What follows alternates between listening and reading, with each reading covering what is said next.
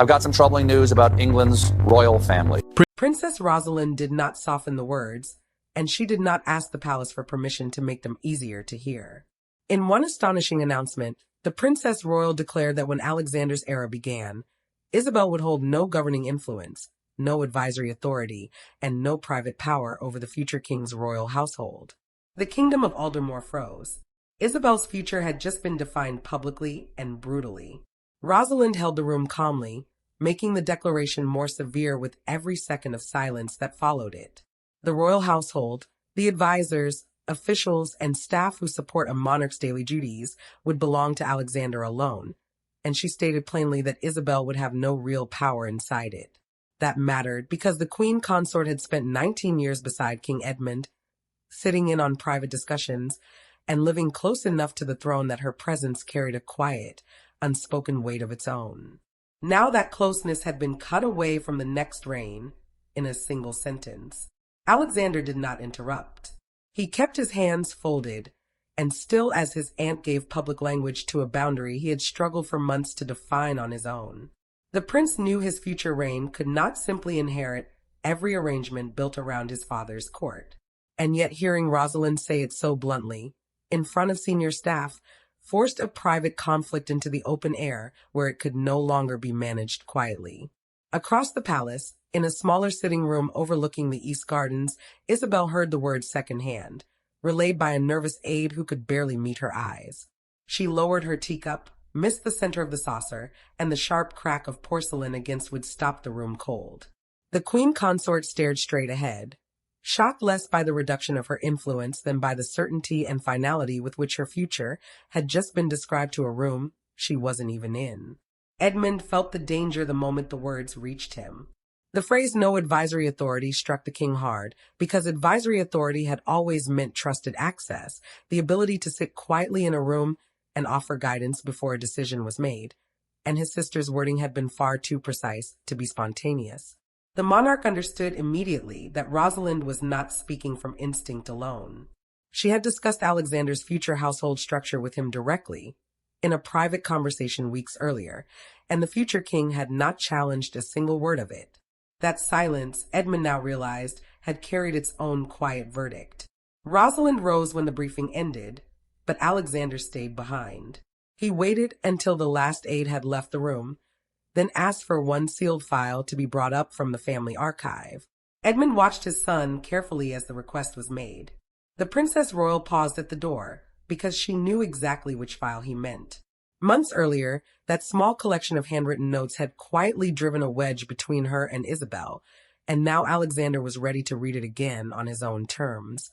And as Alexander opened the file his aunt had forced back into the light, the announcement suddenly looked less like a warning about an uncertain future and more like the direct consequence of something Isabel had already done. Behind Rosalind's thunderous announcement stood 3 people, each carrying a very different fear. Isabel feared becoming irrelevant the moment her husband's reign ended. Alexander feared inheriting a household already divided against itself before he had even chosen a single advisor of his own. And the Princess Royal feared that silence, polite, comfortable, royal silence, would allow an old pattern to survive quietly into an entirely new reign. This was no longer simply a matter of rank or protocol. It was about trust, memory, and the difficult question of who would stand closest to power once Edmund was no longer there to referee it. Rosalind remained beside Alexander after the briefing had ended, her expression controlled, but her purpose unmistakable. The royal household would one day answer to him, and to him alone, and she believed that structure had to begin with firm, unambiguous boundaries, not comfortable ones. The Princess Royal had never cared much for ceremonial comfort when continuity itself felt at risk. To her, silence was not kindness. Silence was permission. Alexander lowered his voice and admitted, quietly, what he feared most. He did not want his first years as king consumed by battles he had inherited from his father's court, old loyalties, old debts, old resentments that had nothing to do with him. He wanted loyalty without pressure, family without hidden conditions attached, and a reign that began, for once, on his own judgment rather than someone else's careful arrangement. Rosalind listened without interrupting. Then she asked him, gently, to remember the evening at Thornfield Hall. The mention of it changed his face at once. Isabel, for her part, carried a different fear entirely.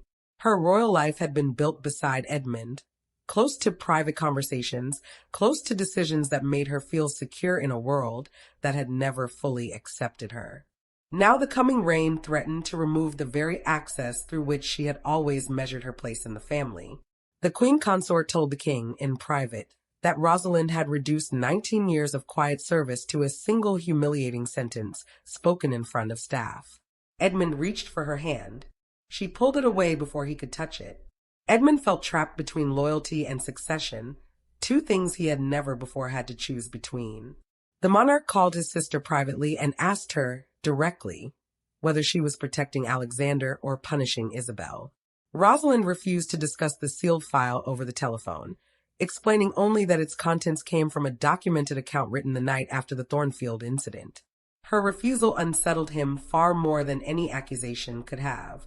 Alexander understood, reading the file again in the quiet of his study, that it held more than old family tension.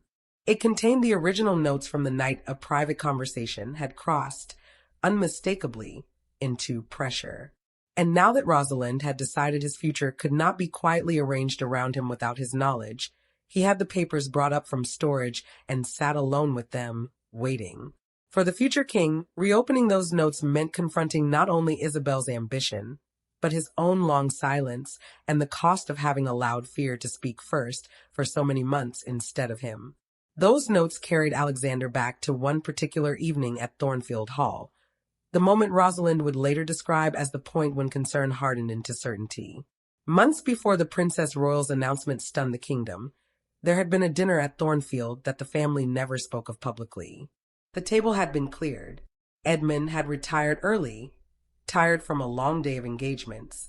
Alexander believed the evening was effectively over. Then Isabel asked him to remain seated and began speaking, carefully, almost casually, about appointments, about access, about the shape of his future household. Rosalind, in the adjoining room, heard enough through the half-open door to understand one thing immediately. A boundary had been crossed, and it had been crossed deliberately. Alexander first treated the exchange as nothing more than family advice. He assumed Isabel was simply speaking from experience, offering thoughts shaped by nearly 2 decades beside his father. But the moment changed the instant she placed a handwritten list on the table in front of him. Several names were written there, advisors, officials, existing arrangements she clearly hoped would carry forward untouched. Then the queen consort said, quite simply, that continuity would be easier for everyone involved. Alexander felt the room tighten around those words. He asked whether Edmund had approved the discussion. Isabel did not answer immediately. The pause was brief, no more than a second or two, but to the future king it felt enormous. He asked again.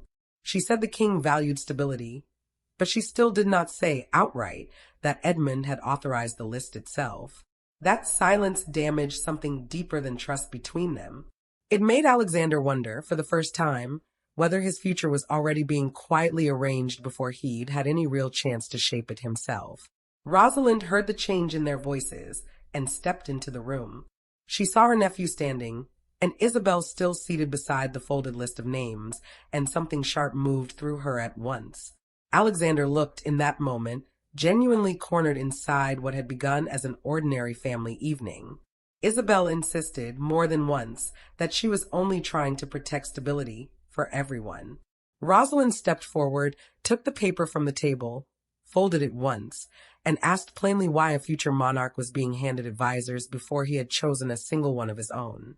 Isabel rose sharply from her chair. She argued that experience should not simply be discarded the moment one reign ended and another began. Rosalind answered, evenly, that accession did not transfer personal influence automatically, that proximity to one crown could never quietly become authority over the next. Alexander said nothing through any of it, but his silence had changed. He was listening now, measuring, remembering every single word for later. He wrote a short, careful account of the evening later that same night. The list, the questions he'd asked, the pause after his father's name had come up. He handed those notes to Rosalind for safekeeping, and she sealed them together with the folded paper from the table. That account became the very first document in the file Alexander had now reopened, months later, on his own terms. Isabel learned the notes had resurfaced before midnight. She did not call Alexander directly. She demanded, instead, to see Rosalind face to face. The meeting that followed would strip away every careful, practiced royal phrase, because Isabel was no longer willing to be discussed in another room without her, and Rosalind was no longer willing to retreat from what she'd started. There were no aides inside the room when Isabel arrived, and Rosalind had deliberately left the long conference table bare, except for one folded sheet of paper sitting at its center. The queen consort did not sit. Neither did the princess royal. For several long seconds, the two women simply stared at one another across the silence, each waiting for the other to speak first. Then Isabel asked the question that had been burning in her since the announcement. Who gave you the right to decide my future? Rosalind did not raise her voice. She pointed to the handwritten list and made one thing unmistakably clear.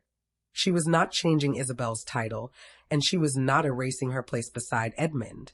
But the future household, the advisors and officials who would support Alexander as sovereign, had to belong to the next king alone. The Princess Royal was drawing a boundary around authority itself, because proximity to one monarch could never be allowed to become automatic influence over the next. Isabel's anger sharpened further. She accused Rosalind of waiting years for the perfect moment to humiliate her, to reduce 19 years of genuine duty to nothing more than a public warning about power. She said she had stood beside Edmund through hostility, suspicion, and relentless public judgment from the day she'd married into the family. Then she pushed a chair backward with one hand and demanded to know whether any of that service had ever mattered at all. Rosalind remained still. She answered, quietly, that service beside one king did not create power over the next one. Humiliation was never the issue, she said. Pressure was. Alexander, she reminded Isabel, had personally told her, in a private conversation of his own, that the Thornfield exchange had made him feel as though his reign was being planned around him rather than by him. Isabel insisted that Edmund knew she valued continuity, that the king understood her fear of losing experienced advisors and trusted channels once Alexander's era began. Rosalind stepped closer to the table and asked, directly, whether Edmund had actually authorized the list. The queen consort hesitated. Rosalind asked again. Isabel repeated only that Edmund knew her views. She still would not say he had approved the names themselves. The omission changed everything in the room.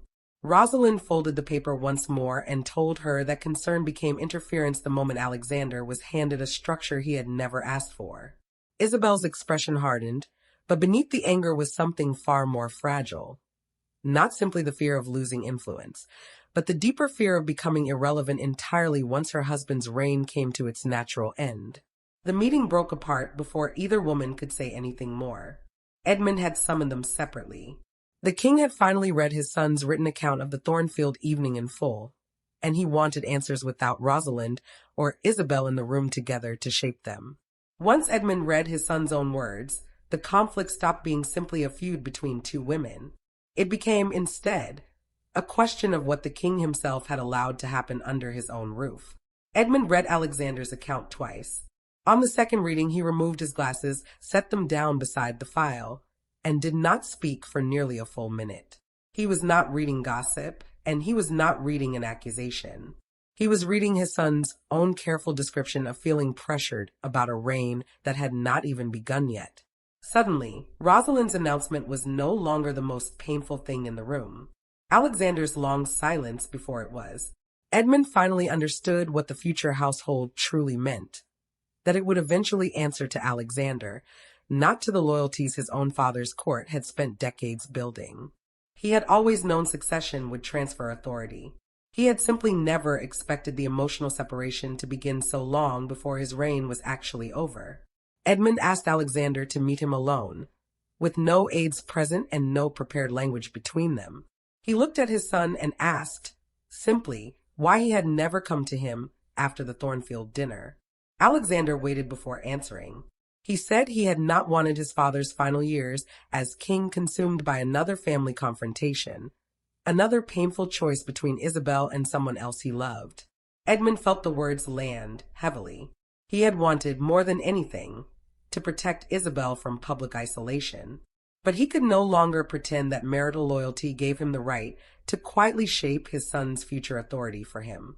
Alexander then revealed that Rosalind had once offered to keep the notes sealed forever, unused. She would have buried the matter entirely. He had only recently authorized her to use them, and only after Isabel raised the subject of household continuity yet again. Isabel, he said, would be treated with dignity. She would not be insulted, erased, or pushed out of family life. But she would not choose advisors, sit in on governing household meetings by assumption, or act as a private channel into his decisions. Those meetings, the working discussions where senior royal responsibilities and staffing matters were actually handled, would operate under his authority alone from the very first day. Edmund lowered his eyes. He finally understood that Alexander wasn't seeking revenge.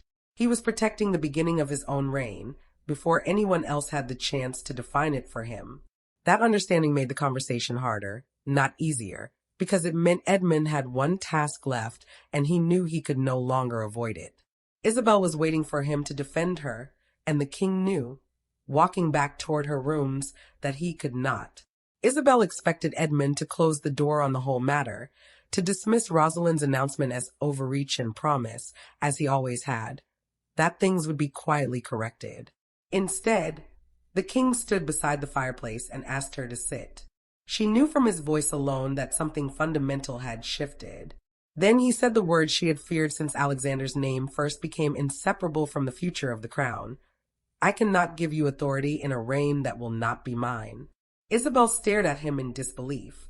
The next royal household, the advisors, officials, and staff who would serve Alexander as sovereign, would be shaped by the future king alone. Edmund confirmed he would not challenge that decision, effectively turning Rosalind's declaration into accepted family reality. Isabel would retain respect, protection, and ceremonial consideration. She would still be recognized and included at important occasions. But the private channels that had once kept her close to real decisions were closing, and they were not going to reopen. Isabel asked, quietly, whether 19 years beside him now meant nothing at all. Her voice stayed controlled, but the pain underneath, it was impossible to miss. Edmund answered that those years belonged to their life together, and to his reign, not to Alexander's. She sat completely still for a long moment, removed a ring from her finger, turned it once between her fingers, and placed it back without looking at him. Then Edmund admitted the truth that changed the room a second time. He had never actually authorized the Thornfield advisor list. He knew his wife cared deeply about continuity, but he had not known she had placed specific names in front of Alexander without his knowledge. Isabel looked up sharply. For the first time, she understood why Rosalind had treated the incident as something far more serious than an awkward family conversation.